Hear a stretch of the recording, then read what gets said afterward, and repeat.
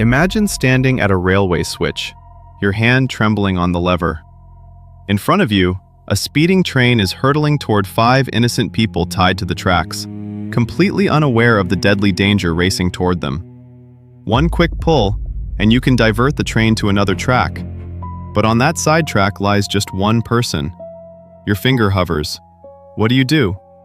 Do you sacrifice one life to save 5? Or do you let fate take its course? This isn't just a thought experiment. It's the kind of impossible choice that reveals who we truly are when survival hangs in the balance. Today, we'll dive into 3 gripping, real-life-inspired dilemmas that will challenge everything you think you know about right and wrong, life and death. Stay with me. By the end, you might question your own moral compass. If you're ready for stories that grip your soul, hit that like button right now and let's begin.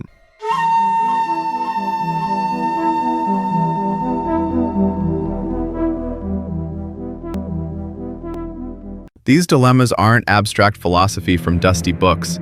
They mirror the raw, heart-wrenching decisions people have faced in moments of crisis, on battlefields, in hospitals, during disasters, or in the quiet agony of personal loss.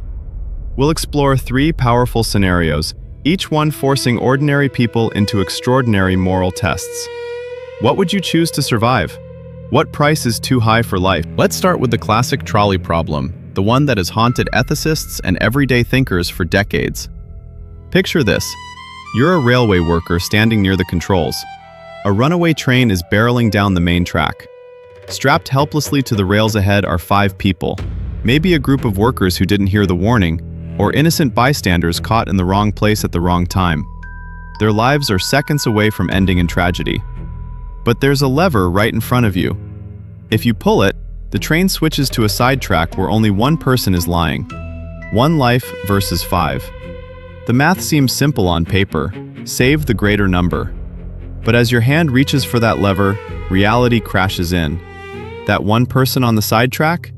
It could be your friend, a child, or a stranger whose face you suddenly recognize. Do you actively cause 1 death to prevent 5 others?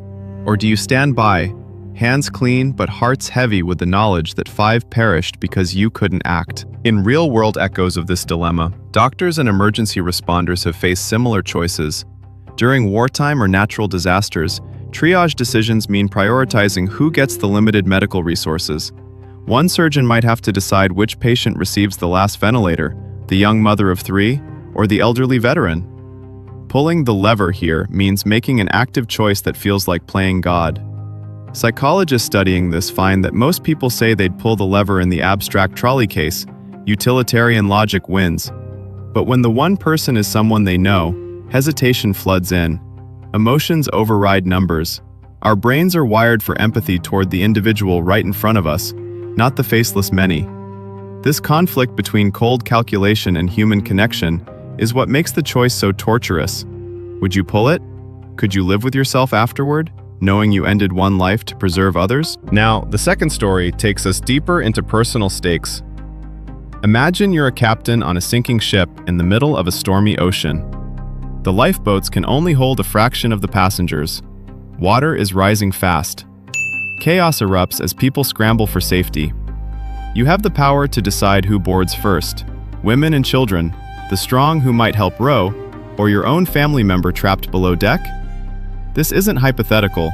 It echoes the real tragedy of the Titanic and countless shipwrecks where captains and crew faced godlike decisions. One famous case involved a lifeboat overloaded with survivors. To keep it afloat as waves crashed, some had to be cast overboard. Who do you choose? The screaming child clutching your leg, or the injured stranger whose weight is dragging everyone down? In one documented survival ordeal at sea, a small group in a life raft had to confront the ultimate taboo. Starvation set in after days without food. The weakest among them began to fail. The others faced an unthinkable question. Draw lots to see who would be sacrificed so the rest could eat and survive? Or wait for nature to take its course, risking all dying together?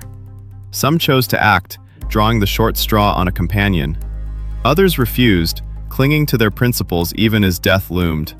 The psychological aftermath was devastating. Survivors carried guilt that haunted their dreams for years. One man later described the moment as fracturing his soul. He saved his own life and those of others, but lost a piece of his humanity. This dilemma forces us to ask, is survival worth the stain on your conscience?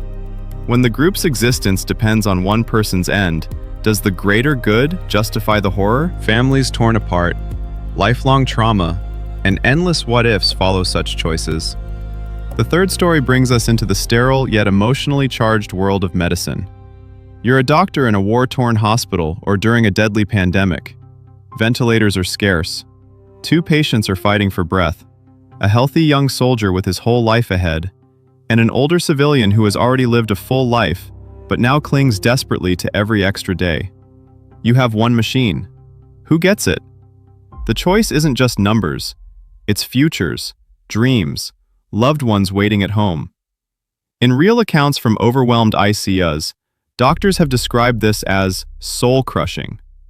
One physician recounted choosing the younger patient, only to watch the older one slip away, whispering final words to a photo of grandchildren. The guilt was immense, even though logic said it was the right call for maximizing years of life saved. These stories reveal layers of human psychology. Utilitarianism pushes us toward the greater good, save 5, not 1, preserve the many. But deontology, the duty-based view, says some actions are inherently wrong, no matter the outcome. You shouldn't kill 1 innocent, even to save 5. Our instincts, shaped by evolution and culture, often favor inaction or protecting the known individual. Studies show people are more willing to sacrifice in impersonal scenarios, like the lever, but recoil when it involves direct harm, like pushing someone onto the tracks yourself.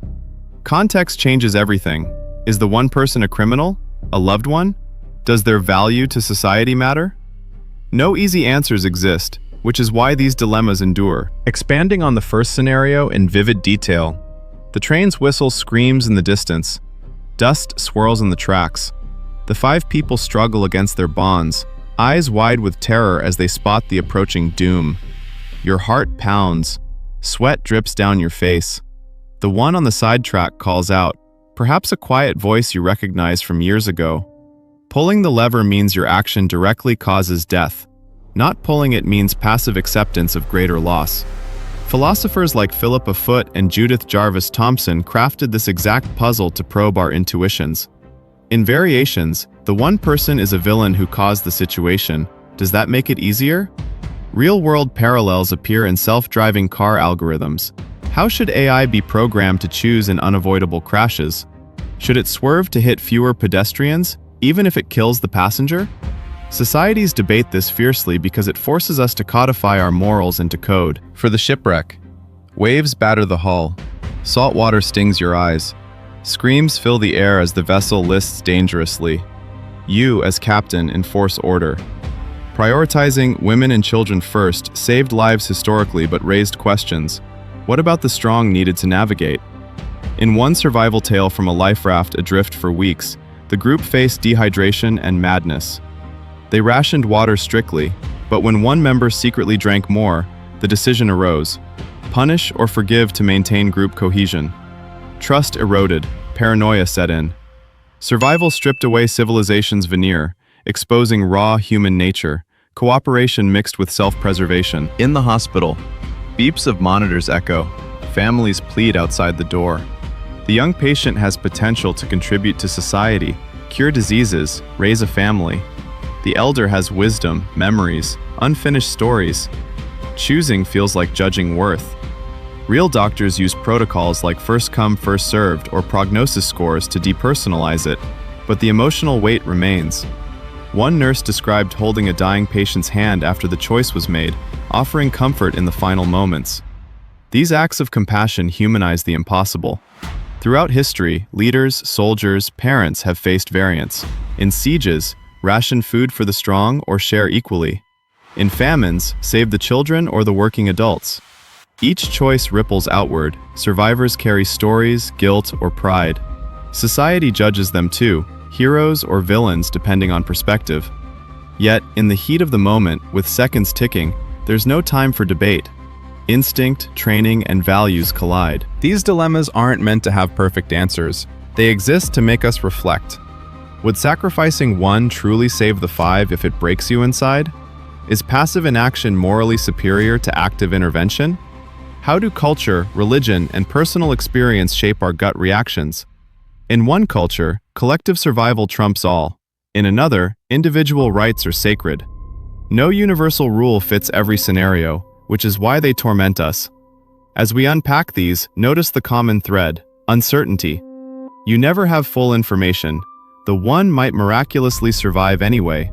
The five might include someone who later saves thousands. But you must decide with what you know. This mirrors everyday choices too: quitting a job to pursue dreams, sacrificing stability for potential, or staying in a toxic relationship to avoid hurting others. Scaled up to life and death, the stakes reveal our core. In the end, these three survival dilemmas show us that morality isn't black and white. Choices made in crisis define us, yet they often leave scars.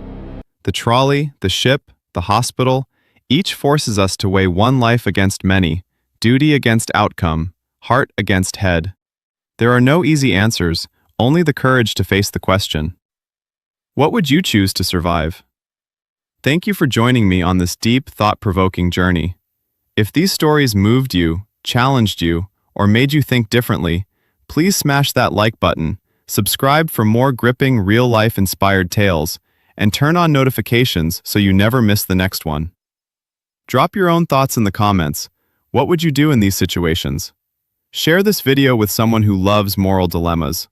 Until next time, stay reflective, stay compassionate, and take care. See you in the next story. Goodbye for now.